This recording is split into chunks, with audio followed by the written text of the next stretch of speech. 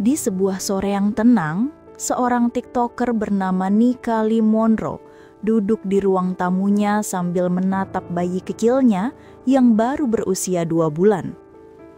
Di tangannya hanya ada satu kaleng susu formula yang sudah hampir kosong. Meski sebenarnya ia masih mampu membeli susu, hari itu ia ingin melakukan sesuatu yang berbeda. Sebuah eksperimen sosial yang akan membuka mata jutaan orang. Ia ingin mengetahui, di mana sebenarnya tempat yang benar-benar mau membantu tanpa syarat. Apakah rumah ibadah yang dikenal sebagai tempat kasih dan kepedulian benar-benar menjadi tempat berlindung bagi mereka yang membutuhkan? Dengan niat itu, ia mulai menghubungi satu persatu 30 gereja di Amerika. Nikali tidak meminta uang, tidak meminta donasi besar. Ia hanya meminta satu kaleng susu formula untuk bayinya yang berusia 2 bulan. Sebuah kebutuhan dasar yang sangat mendesak bagi seorang ibu. Telepon pertama berbunyi. Jadi aku menelepon gereja kamu untuk mengetes apakah mereka mau membantu memberi makan bayi yang kelaparan. Dan sekarang aku akan menelepon gereja Baptis Germantown yang berada di Memphis, Tennessee. Dan kita akan lihat apakah mereka mau memberi makan bayi yang kelaparan. Terima kasih sudah menelepon gereja Baptis Germantown. Halo? Ya, aku cuma mau nanya, apa kalian bisa bantu soal susu formula bayi? Kami?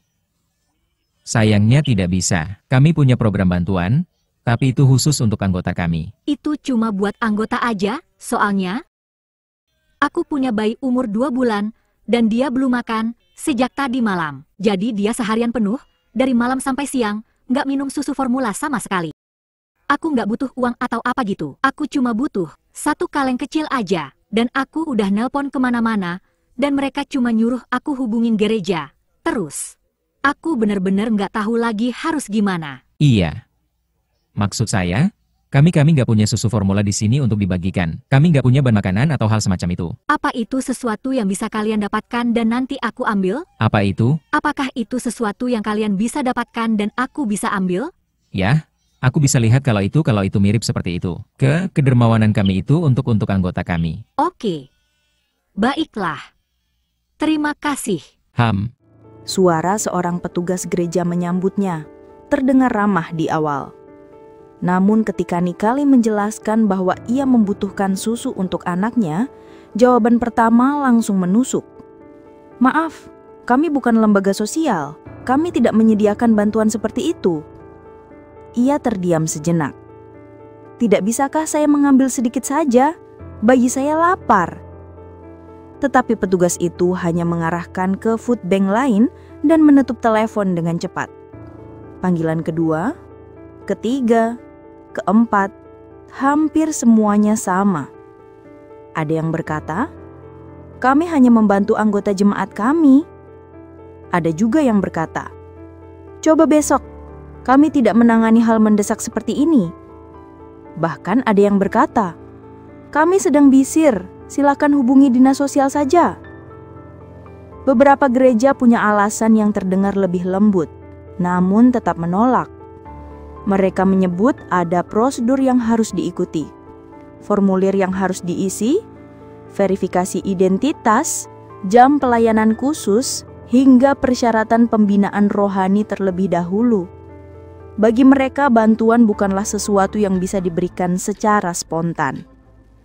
Alasan lainnya bahkan lebih menyakitkan. Jika Anda bukan jemaat, kami tidak bisa memberikan apapun.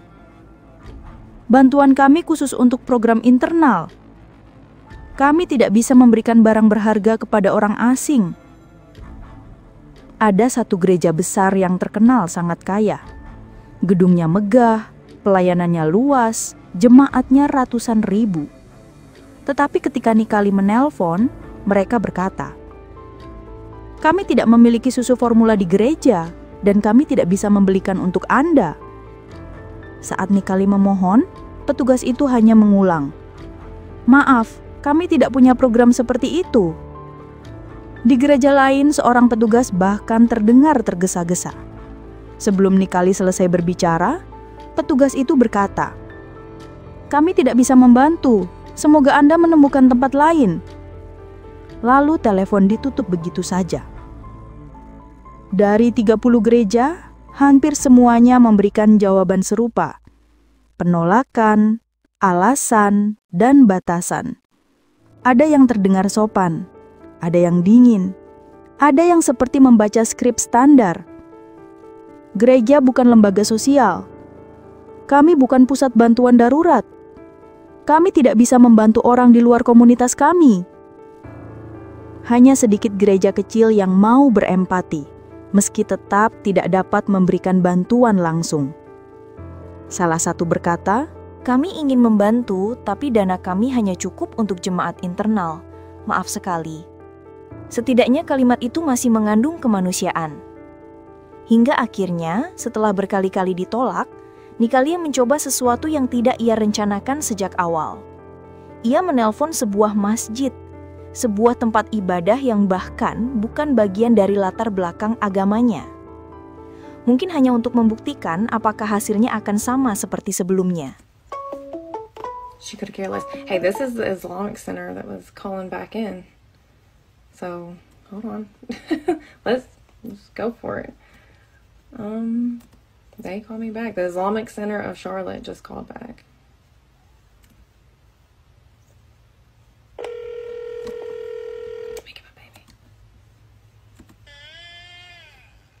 Islamic Center of Charlotte, Hi, yes. I was trying to call. I have a 2-month-old baby, and I ran out of formula last night, and I was wanting to see if there's any way you all could help with a can of baby formula. We can, ma'am. Where do you live? Do you live in Charlotte? Yes, I'm like 10 minutes from you all. Okay. And what kind of formula you using? It's the Good Start. Good Start. Yeah, that's fine, ma'am. If you come over here, we'll help you. Okay. Hold on just 1 second, okay? Okay. Okay, I'm actually doing a social experiment. So I don't have a baby and I don't have a need, but I am doing a social experiment just to see which churches would actually help a starving baby. And unfortunately, there's so many that say no, and you immediately was like, yes, of course. And I just wanted to say thank you so much for your heart, and also to see if it was okay if I posted this on TikTok and maybe put your information on there for your church where people can send donations. Maybe if they... Yeah, no problem, ma'am. We do what we can. We appreciate your kind words. Thank you. No, thank you so much. I appreciate you. Keep doing what you're doing. Bye. Thanks. You too. Bye. Oh, he instantly, he didn't, like the only question that he asked was, where are you located at and what kind do you want? No other questions. These other places are, they need to pay attention. These other churches need to take notes. Yeah. So yeah, the mosque that's in Charlotte, North Carolina. So the Islamic Center of Charlotte. Such an amazing guy. No questions asked. Would you need it? Okay, let's go. Awesome.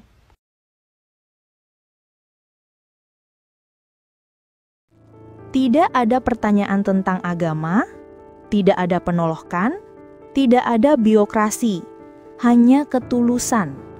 Mengapa masjid itu bisa begitu cepat membantu? Karena dalam ajaran Islam, membantu orang yang membutuhkan adalah kewajiban moral, tidak peduli apa agama, suku, atau latar belakangnya. Konsep sedekah dan zakat membuat masjid terbiasa memberikan bantuan langsung, spontan, dan tanpa syarat. Masjid percaya bahwa siapapun yang datang dalam keadaan darurat harus dibantu sebisa mungkin, tanpa perhitungan administratif. Dari eksperimen itu, Nikalia menyadari sesuatu yang sangat dalam, bahwa konsep kasih tidak selalu hadir dari tempat yang paling besar, paling kaya, atau paling terkenal. Terkadang kebaikan datang dari tempat yang mungkin tidak pernah kita duga sebelumnya. Video eksperimen sosial itu pun viral. Jutaan orang menontonnya, ribuan komentar mengalir, ada yang memuji, ada yang terkejut, ada pula yang merenungkan arti kepedulian sesungguhnya. Banyak orang bertanya, bagaimana mungkin sebuah masjid yang sederhana memberikan bantuan tanpa syarat, sementara gereja-gereja besar dengan sumber daya melimpah tidak bisa memberikan satu kaleng susu? Namun di balik semua itu, ada pelajaran penting. Institusi keagamaan punya aturan dan budaya yang berbeda. Gereja sering terikat program, jadwal, dan anggaran tertentu. Masjid lebih fleksibel dalam bantuan spontan. Tetapi yang paling penting, apapun agamanya, manusia selalu punya kesempatan untuk menunjukkan kasih.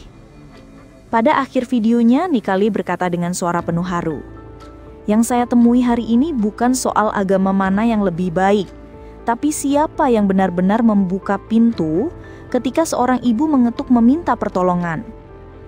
Dan dari eksperimen sosial inilah dunia belajar bahwa kebaikan sejati tidak bergantung pada label keagamaan. Karena pada akhirnya kemanusiaan adalah bahasa yang bisa dimengerti siapapun. Eksperimen sosial yang dilakukan Nikali Monroe bukan hanya membuat banyak orang tersentuh, tapi juga mengguncang hati warga Amerika. Ketika Nikali meminta bantuan kepada lebih dari 30 gereja untuk membelikan satu kaleng susu formula bagi bayinya yang berusia 2 bulan, hampir semuanya menolak. Alasan mereka beragam. Gereja bukan lembaga sosial, bantuan hanya untuk jemaat, atau prosedur yang terlalu panjang. Namun ketika ia menghubungi sebuah masjid, jawabannya langsung berubah. Tanpa bertanya agama apa, tanpa syarat, tanpa formulir, petugas masjid hanya berkata, "Datanglah ke sini, kami akan bantu, karena itu kewajiban kami."